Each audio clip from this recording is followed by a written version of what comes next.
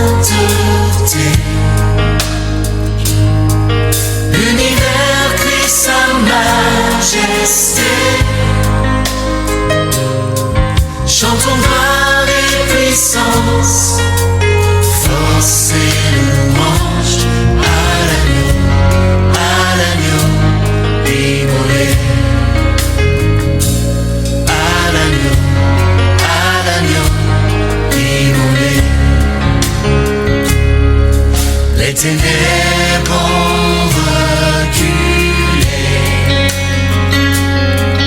devant l'œuvre de la croix, devant l'agneau immolé, et le sang versé pour moi. Tous les anges de sa sainteté, l'univers crie sa majesté. Bien-aimés, nous sommes encore avec vous ce matin et nos cœurs bondissent de joie en vous apportant les salutations du calvaire, la paix du Seigneur qu'il destine à tous et sans exception, à ceux qui sont prêts à recevoir sa paix dans leur cœur. La paix n'est pas juste un mot, mais nous annonçons une manifestation de puissance qui impose le repos à tous ceux qui reçoivent sa paix dans leur cœur, qui impose l'ordre, la discipline, qui impose la vie et communique une harmonie et un équilibre entre l'esprit et l'âme, entre le mental et l'inspiration, et donne à l'existence la forme qui convient à ce que le divin créateur a planifié dès le commencement. Vous êtes bénis si vous recevez sa paix. C'est ici la voix des messagers de la Nouvelle Alliance. C'est ceux qui portent le message de la croix et le message qui est salvateur pour toute l'humanité, à commencer par les Juifs. C'est par sa croix et par sa chair qui a été déchirée, par son sang qui a coulé, que le Dieu des cieux appelle les hommes à hériter le royaume de Dieu qu'il nous annonce. Nous apportons le royaume de Dieu qui est maintenant sur terre et est destiné à accueillir tous les peuples et toutes les nations. Ce royaume est proclamé dès la première venue du Seigneur Jésus-Christ. Et ce royaume est implanté et établi. Bien-aimés, lorsque le Dieu des cieux montre l'existence de son royaume, il confirme par des faits réels que c'est lui qui est le roi éternel. Le prophète Jérémie, dans Jérémie 10, le fait voir simplement et clairement. Il dit, mais l'Éternel est Dieu en vérité. Il est un Dieu vivant et un roi éternel. La terre tremble devant sa colère et les nations ne supportent pas sa fureur. Vous leur parlerez ainsi. Les dieux qui n'ont point fait les cieux et la terre disparaîtront de la terre et de dessous les cieux. Peuple, Dieu proclame son règne. Dieu annonce la venue du royaume. Quand Jean-Baptiste apparut, il dit « Repentez-vous, car le royaume des cieux est proche. » Et le royaume est venu sur terre. Quand je vous citais Jérémie 10, et j'ai lu les versets 10 et 11, c'est la prophétie que Jérémie annonçait au peuple juif en leur annonçant la calamité qui devait venir sur le royaume de Juda. C'est quelle calamité? La déportation qu'ils vont subir sous le règne du roi Nabuchodonosor. Mais quand Jérémie annonçait la venue du royaume, la royauté qui appartient au Dieu vivant, Yahweh, le Très-Haut, il décline sa colère. Et les nations de la terre ne supportent pas sa fureur. Il a créé la terre par sa puissance. Il a fondé le monde par sa sagesse. Il étendit les cieux par son intelligence. À sa voix, les eaux mugissent dans les cieux et les flots écument sur la terre. Il produit des éclairs et donne la pluie. Il tire les vents de ses trésors. Tout homme devient stupide. Tout homme devient stupide par sa science. Tout orfèvre est honteux de son image taillée, car ses idoles ne sont que mensonges. Il n'y a point en elles de souffle. Peuple, c'est ici les messagers du royaume de Dieu. Nous annonçons le règne de Dieu. Ce règne est proclamé depuis les temps immémoriaux. La loi proclame son règne. Les prophètes annoncent son règne. Ésaïe a annoncé, il arrivera dans la suite des temps que le royaume de Dieu, ou que la maison, la montagne de la maison de l'Éternel sera élevée au-dessus des montagnes. Le royaume de Dieu va paraître. Et ce royaume va s'élever au-dessus des autres royaumes. C'est là la prophétie. Et l'accomplissement de la prophétie s'est fait par la première venue du Christ. Et sa seconde venue, qui est imminente, vient et remanifester encore, remettre sur place ce que les prophéties ont d'avance annoncé. C'est ici ce que le Père nous a donné. Quand nous l'entendons, prenons garde de ne pas l'entendre avec la légèreté de nos petites intelligences et capacités intellectuelles qui sont incapables de connaître les choses de Dieu. Bien-aimés, nous vous apportons la véritable bonne nouvelle. Quand nous parlons du vrai, c'est qu'il y a le faux. Et le faux a paru. Et le faux a amené les cœurs vers les choses du néant. Le vrai évangile nous ramène vers Dieu, nous rattache à Dieu. Pourquoi aujourd'hui nous vous rappelons la prophétie de Jérémie? Nous sommes heureux de rapporter que ceux qui ont joué l'histoire de Jérémie, ils ont joué cela, ils ont produit un film à partir de cela. Ils sont vraiment inspirés. C'était Jérémie qui a annoncé premièrement la destruction du temple. Et cette destruction a eu lieu dans la première conquête que le roi Nabuchodonosor a fait en envahissant Jérusalem. en déportant les Juifs. Et le temple a été détruit, pas totalement, mais en partie. Le temple avait été détruit en ce temps.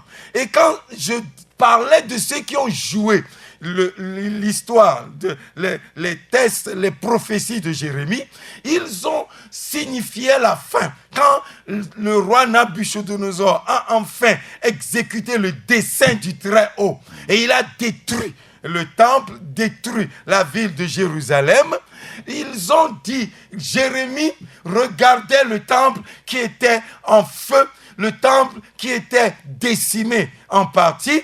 Il disait, oui, le temple sera rebâti, mais dans les cœurs. Alléluia. C'est dans les cœurs que Dieu veut établir son règne. C'est dans ton cœur qu'il veut manifester son règne. Ce n'est plus dans les lieux, dans les temples faits de main d'homme. Dieu veut régner dans nos cœurs. La parole de la prophétie, ce qu'elle annonce est vrai et il n'y a rien qui puisse s'opposer à cela.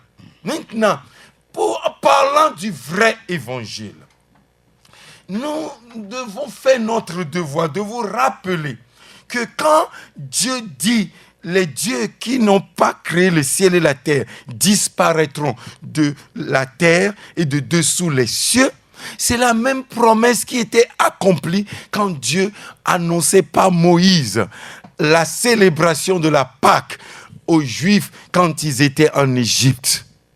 Quand Dieu leur disait de manger l'agneau. Quand vous mangerez l'agneau pascal, quand vous le mangerez, vous aurez vos reins sains, vos souliers aux pieds et votre bâton à la main, et vous mangerez à la hâte.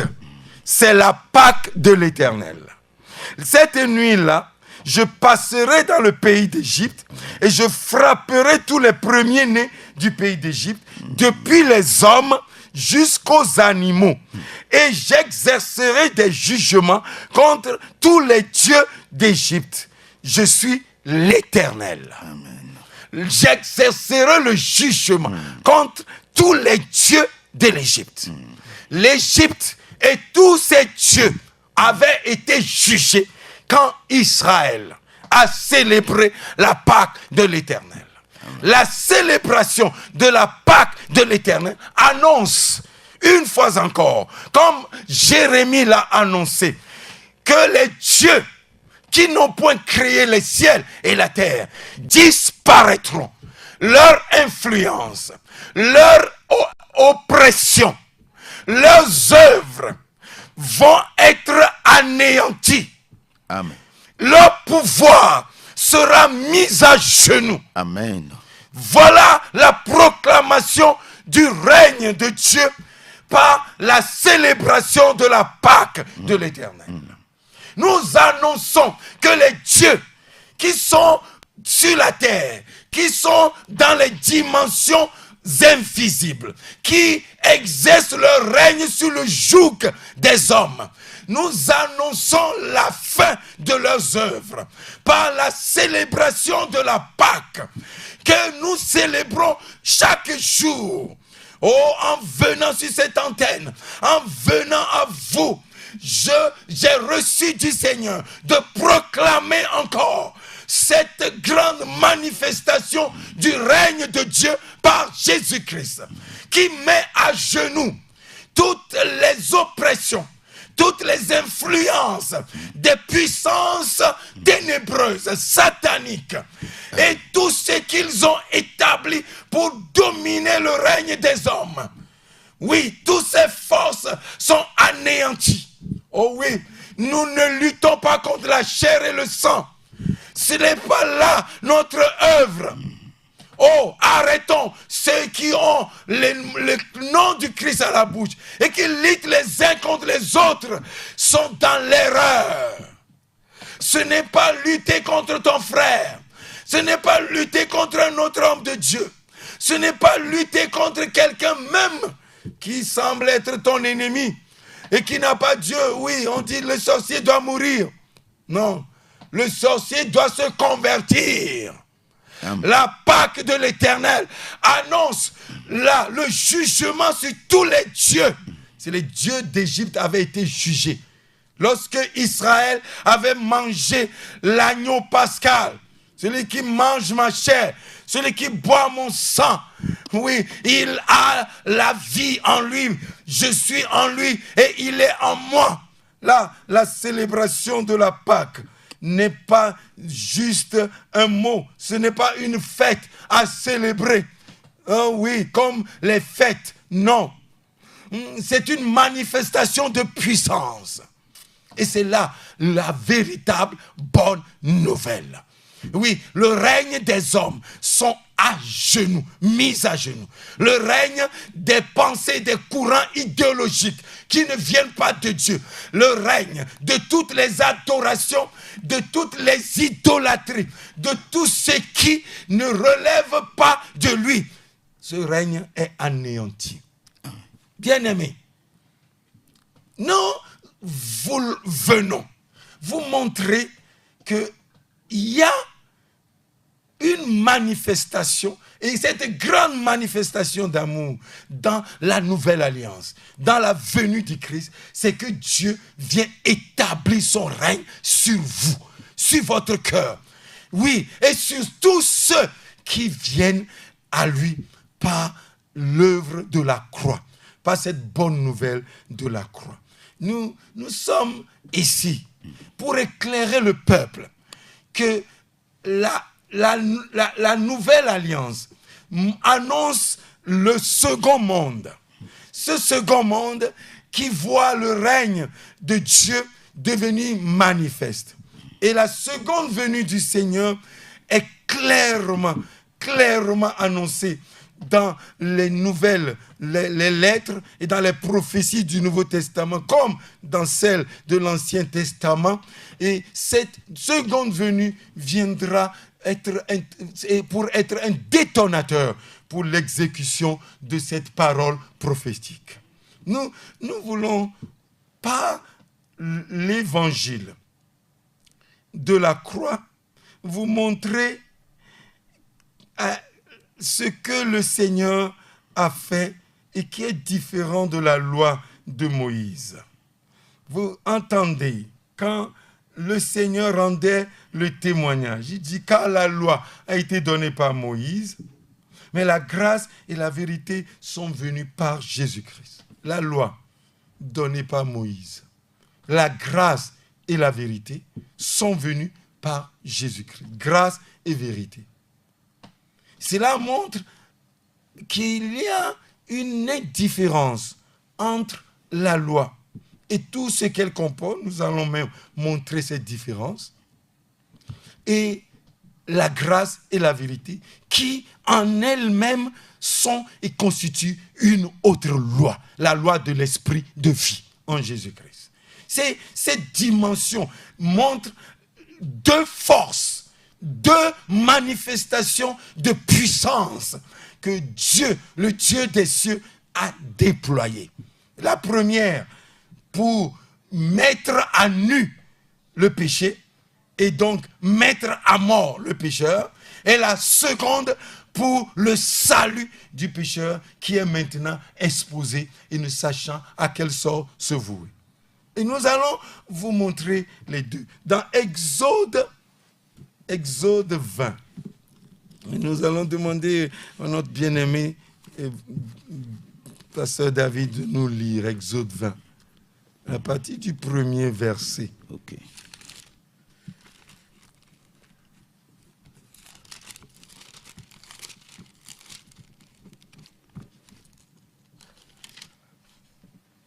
Exode 20, à partir du premier verset. Oui, là est écrit, alors Dieu prononça toutes ces paroles en disant, je suis l'Éternel, ton Dieu, qui t'ai fait sortir du pays d'Égypte, de la maison de servitude. Tu n'auras pas d'autre Dieu devant ma face. Tu ne te feras point d'image taillée, ni de représentation quelconque des choses qui sont en haut dans les cieux, qui sont en bas sur la terre et qui sont dans les eaux plus bas que la terre. Tu ne te prosterneras point devant elles et tu ne les serviras point, car moi, l'Éternel, ton Dieu, je suis un Dieu jaloux qui punit l'iniquité des pères sur les enfants jusqu'à la 3e et la 4e génération de ceux qui me haïssent et qui fait miséricorde jusqu'en 1000 générations à ceux qui m'aiment et qui gardent mes commandements. Tu ne prendras point le nom de l'Éternel ton Dieu en vain, car l'Éternel ne laissera point impuni celui qui prendra son nom en vain. Souviens-toi du jour du repos pour le sanctifier. Verset 9. Tu travailleras 6 jours et tu feras tout ton ouvrage. Mais le 7e jour est le jour du repos de l'Éternel ton Dieu. Tu ne feras aucun ouvrage, ni toi, ni ton fils, ni ta fille, ni ton serviteur, ni ta servante, ni ton bétail, ni l'étranger qui est dans tes portes. Verset 11. Car en 6 jours, l'Éternel a fait les cieux, la terre et la mer et tout ce qui y est contenu, et il s'est reposé le 7e jour. C'est pourquoi l'Éternel a béni le jour du repos et l'a sanctifié. Verset 12. Honore ton père et ta mère, afin que tes jours se prolongent dans le pays que l'Éternel, ton Dieu, te donne. Tu ne tueras point, tu ne commettras point d'adultère, tu ne déroberas point, tu ne porteras point de faux témoignages contre ton prochain, tu ne convoiteras point la maison de ton prochain, tu ne convoiteras point la femme de ton prochain, ni son serviteur, ni sa servante, ni son bœuf, ni son âne, ni aucune chose qui appartienne à ton prochain. Verset 18. Tout le peuple entendait les tonnerres et le son de la trompette. Il voyait les flammes de la montagne fumante. À ce spectacle, le peuple tremblait et se tenait dans l'éloignement. Amen. Amen. Bien-aimés, nous avons fait de vous montrer ici la proclamation solennelle par la voix audible du Dieu invisible tout-puissant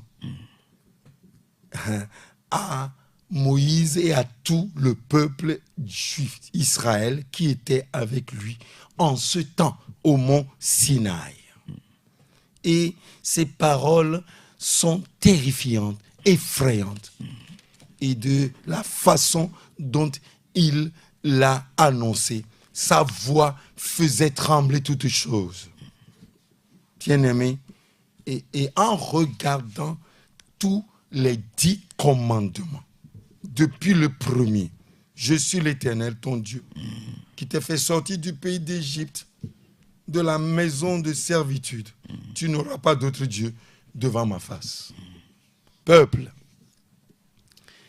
si cette première loi du décalogue, et en regardant nos vies et en regardant ce que nous avons et tous les peuples et les nations ont, eh bien, cette loi, elle continue de nous condamner. Elle continue de montrer à quel point les hommes préfèrent adorer des créatures, des idoles, au lieu du Créateur. Tu ne te feras point d'image taillée. Image taillée. Et pourtant, il y en a beaucoup aujourd'hui. Ni de représentation quelconque des choses qui sont en haut, pas de photos. Pas pour représenter les choses qui sont dans les cieux, qui sont en bas sur la terre et qui sont dans les eaux plus bas que la terre, dans les sous-sols. Et la liste est longue. Ceux qui sont sous terre, qui sont les ancêtres, les mânes des ancêtres. Et tout ça là, tu ne te prosterneras point devant elles et tu ne les serviras point. Combien on se prosterne et qui ne se prosterne pas. Depuis nos autorités jusqu'aux petits du peuple, on se prosterne devant ces choses. On baisse la tête, se prosterner. On courbe les chines, se prosterne. On incline, on fait révérence à ces choses. Ton Dieu, car moi, l'Éternel, ton Dieu, je suis un Dieu jaloux. Le mot jalousie n'a rien à voir avec les jalousies humaines. C'est le Dieu, là, parle de sa sainteté. Il est saint et il n'a pas de mélange. Il n'y a pas d'esprit qui puisse se mélanger à son esprit qui est saint. C'est je suis ce Dieu qui punit l'iniquité des pères sur les enfants jusqu'à la 3e, la 4e génération de ceux qui me haïssent et qui fait miséricorde jusqu'à 1000 générations à ceux qui m'aiment et gardent mes commandements. Tu ne prendras point le nom de Dieu, l'Éternel ton Dieu en vain, car l'Éternel ne laissera pas impuni celui qui prendra son nom en vain. Combien de gens ne font des imprécations chaque jour?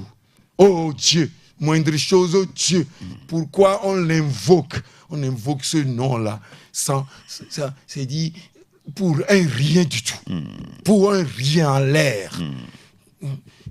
Aujourd'hui, bien-aimés, pourquoi nous prenons le temps de revenir à la loi? Parce que d'abord, même la loi que beaucoup de gens annoncent et continuent à annoncer la loi, eh bien, il annonce la loi faussement.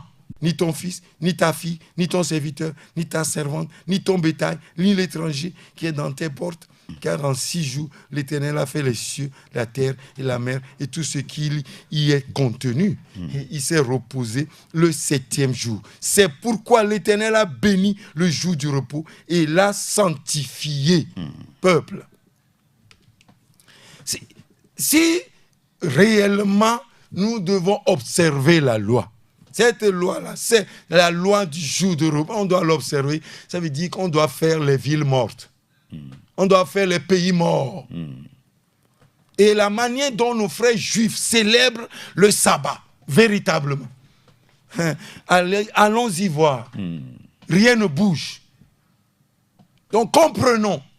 Pouvons-nous comprendre que le véritable évangile n'a rien par rapport à la loi? N'a rien par rapport à une partie de la loi?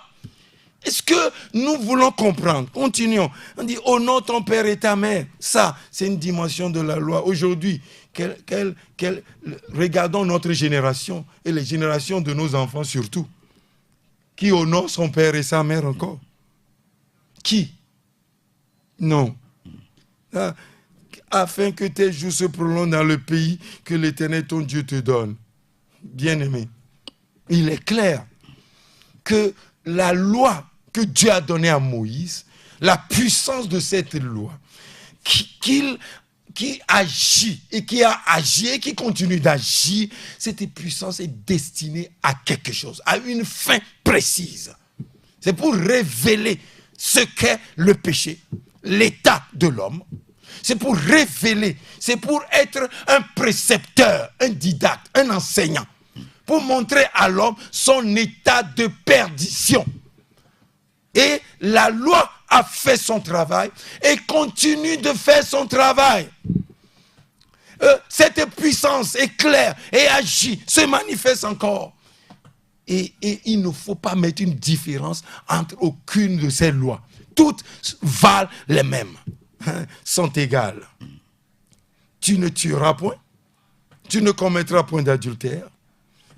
Bien-aimé, tu ne déroberas point, tu ne porteras point de faux témoignages contre ton prochain. Tu ne convoiteras point la maison de ton prochain. Tu ne convoiteras point la femme de ton prochain, ni son serviteur, ni sa servante, ni son bœuf, ni son âne, ni aucune chose qui appartienne à ton prochain, ni aucune chose. Bien-aimé, si toute la liste est claire, ça veut dire que ça n'exclut personne.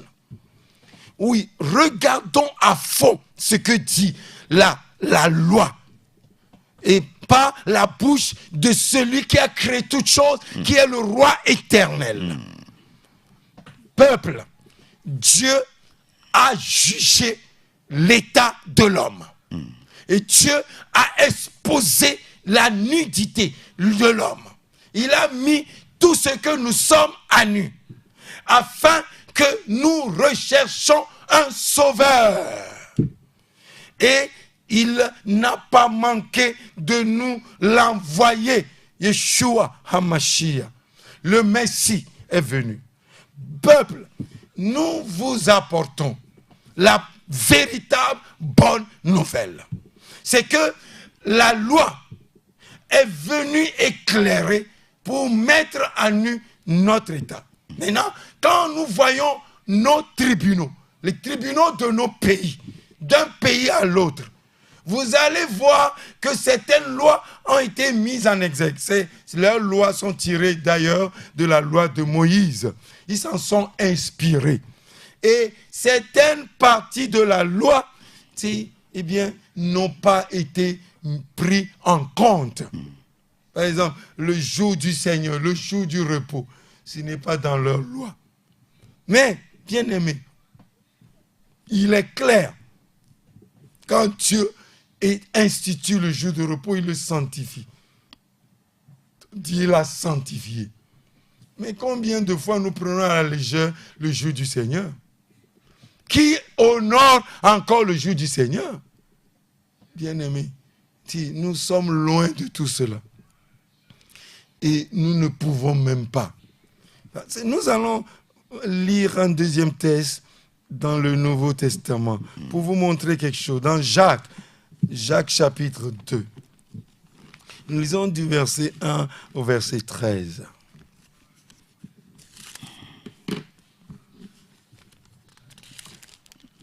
Jacques chapitre 2, du verset 1 au verset 13. Ok.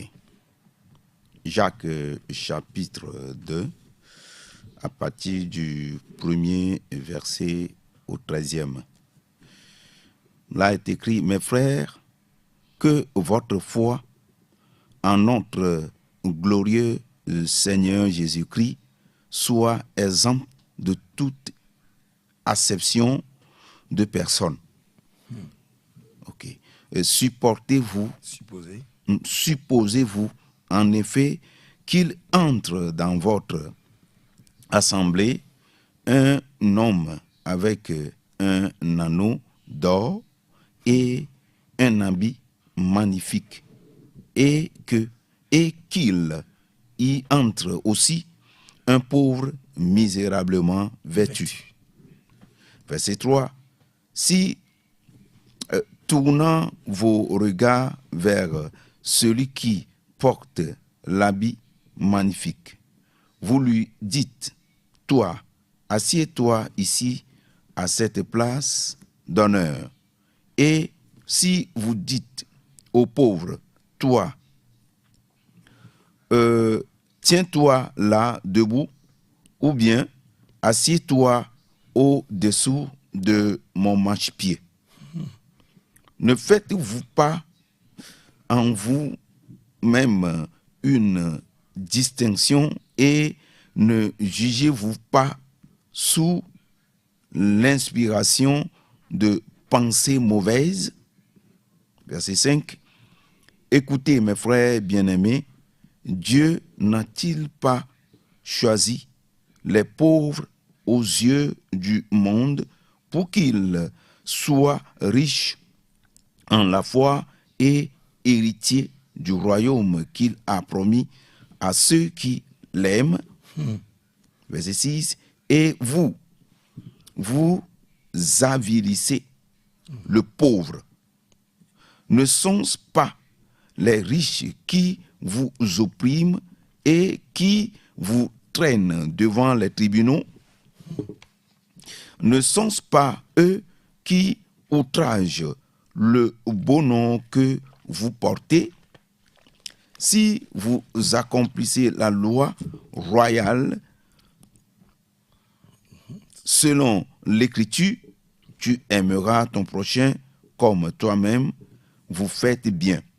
Mais si vous faites acception de personne, vous commettez un péché, vous êtes condamnés par la loi comme des transgresseurs. Car quiconque observe toute la loi, mais pêche contre un seul commandement, devient coupable de tous. Verset 11. En effet, celui qui a dit « Tu ne commettras point d'adultère » a dit aussi « Tu ne tueras point ». Or, si tu ne commets point d'adultère, mais que tu commettes un meurtre, tu deviens transgresseur de la loi. Verset 12. Parlez et agissez comme devant être jugés par une loi de liberté, car le jugement est sans miséricorde pour qui n'a pas fait miséricorde. La miséricorde Triomphe. La miséricorde triomphe du jugement. Amen. Amen. La miséricorde triomphe du jugement. Mais encore, faut-il que nous comprenions le langage de l'esprit. Et quand nous aurions compris, il y a beaucoup de choses que nous avons fait, que nous avons pensé, que nous avons dites, que nous allons regretter amèrement. Bien-aimés, lorsque le Saint-Esprit précise car quiconque observe toute la loi, le verset 10, mais pêche contre un seul commandement, devient coupable de tous. Est-ce que nous comprenons? Cela veut dire que si par mégarde tu n'observes pas le jour du sabbat, ou par mégarde tu mens seulement, ou par mégarde tu es hypocrite, ou tu utilises la ruse, ou par mégarde tu invoques le nom de Dieu en vain, dans les choses du néant. Bien-aimé, cela veut dire que tu es coupable de tout, veut dire que tu es aussi adultère, tu es aussi celui qui est rempli de convoitise, tu es responsable de tous les autres péchés. Est-ce que nous comprenons la loi? Peuple, est-ce que nous comprenons la loi? Revenons au véritable évangile, la bonne nouvelle, qui n'a rien, qui ne va pas triturer la loi, qui ne va pas mettre la loi sur les bouts de doigts et qui pensent qu'ils sont en train de l'honorer, mais en fait en train de vilipender même la loi. La loi n'est pas destinée à être utilisée comme nous l'utilisons à tort. Nous l'utilisons de manière préjudiciable aux autres et même à nous-mêmes. Parce que si tu utilises la loi sans miséricorde contre l'autre, eh bien de la même manière, Dieu va utiliser cela contre toi. Comprenons la loi et admettons que la loi n'est pas destiné à être honoré ou à être vécu par nos faibles, insignifiantes et moindres capacités. Car Dieu sait que la loi est très, très élevée, plus élevée par rapport à nous. La loi, elle est éternelle, elle est sainte, elle est sacrée. Parce qu'elle est l'émanation de Dieu. Mais maintenant, voyons. Nous qui sommes faibles, impotents, nous qui sommes misérables, est-ce qu'on peut nous appliquer quelque chose qui soit si élevé et nous trouver capables de l'appliquer et de l'appliquer fidèlement, point par point, à la lettre? Peuple, Dieu a donné la loi pour un but. C'est pour jeter la lumière sur le règne, sur la vie des peuples, des nations, à commencer toujours par les Juifs. Dieu a jeté la lumière par la loi dans les cœurs pour mettre à nu dans nos consciences, notre esprit. Toi qui parles mal de ton frère, toi qui énumère les péchés de ton frère, toi aussi, eh bien, la loi parle contre toi. Et si tu enfreins, quand tu observes toute la loi, et que une petite portion, tu enfreins, ça veut dire que tu enfreins toute la loi. Tu es coupable de toute la loi. Et tout ce que la loi déclare, tu es coupable. Ça veut dire qu'en fait, quelqu'un qui n'a pas honoré le jour de repos, par exemple, ne peut pas dire à quelqu'un qui commet adultère ou fornication, toi tu es pécheur et moi je ne le suis pas. Mais quand nous le disons, les gens disent, oh, nous voulons justifier nos péchés. Non. Qui peut justifier le péché? Qui, parmi les hommes, aime le péché? Personne. Mais nous sommes vendus au péché parce que nous sommes nés du premier homme et de la descendance du premier Adam. Et cette nature-là que nous avons là, peuple, nous ne pouvons pas passer outre le péché. Parce que cette nature qui est tirée de la poussière, qui est charnelle, elle est corrompue. Nous sommes tombés dans la désobéissance, dans le péché. Le péché nous a rongés, nous a gangrénés et nous en sommes réellement esclaves. La servitude. Le Dieu des cieux veut sortir l'humanité de la servitude et nous faire entrer dans son royaume. Ici, l'apôtre Jacques compare deux images, deux faits. Quelqu'un qui est habillé avec un anneau en or à son doigt et un habit magnifique, splendide. Et qui entre dans vos lieux de culte, nos lieux de culte, comme on les connaît, comme on les a établis. Et quelqu'un qui est misérablement vêtu, bien entendu. En ce temps, Jacques, qui était l'évêque de l'église à Jérusalem, qu'on mettait l'accent sur ce qui se passait selon la loi et ce qui était vécu. Et si tournant vos regards vers celui qui porte l'habit magnifique, vous lui dites, toi assieds-toi ici à cette place d'honneur. Et à l'autre qui est pauvre, misérablement vêtu, il dit, tiens-toi debout ici là. Hein? Ou assieds-toi au-dessous de mon marchepied. Bien-aimés, nous faisons acception de personne. Nous distinguons entre les humains. Notre mesure avec laquelle nous mesurons là est une mesure qui est inique, injuste, qui n'est pas conforme et à la véritable bonne nouvelle. Dieu donne accès au royaume autant aux riches qu'aux pauvres. Si nous venons à la croix, si nous acceptons le Fils de l'homme qui a été élevé à la croix, si nous répandons nos cœurs pour que ce soit lui qui règne sur nous. Son règne est proclamé. Oui, celui qui croit, oui, la grâce et la vérité sont établies en lui. Oui, quel que soit son état. Maintenant, si tu veux appliquer la loi à quelqu'un qui croit au Fils de l'homme, qui est mort à la croix, tu peux l'appliquer. Mais il croit, il a accepté ce qui est de la vie que Dieu a libérée pour le salut de l'humanité.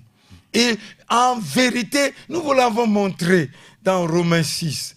Lorsque le véritable évangile est annoncé, il nous prend, et pas le fait que la foi est née, suscitée en nous, la foi nous amène à nous voir en lui. Comme nous avons mangé sa chair et nous avons bu de son sang. Nous nous retrouvons en lui, recueillis en lui, et lui se voit en nous. Nous marchons non plus selon l'homme naturel, mais nous marchons selon l'homme spirituel. Notre vie, qui est maintenant selon la seconde nature du second homme, parce que c'est là ce que Dieu a établi, eh bien, c'est selon l'esprit. Et donc, l'esprit qui nous anime, nous conduit à marcher et à faire par la puissance de Dieu ce qui est conforme à la volonté du Père. Nous le faisons librement, sans aucun effort de notre part, mais par la puissance de l'esprit. Bien-aimés, c'est ici la véritable bonne nouvelle. Dieu n'a pas choisi les pauvres aux yeux du monde pour qu'ils soient riches dans la foi. Cela montre que Dieu ne fait aucune acception de personne. Et si nous sommes de la vérité, car c'est la vérité, la grâce et la vérité qui apportent la liberté, qui nous libère et qui nous sort de l'état de l'homme, du premier homme, afin que nous héritions le second homme, notre appartenance à la seconde nature, à cette seconde manifestation du royaume de Dieu.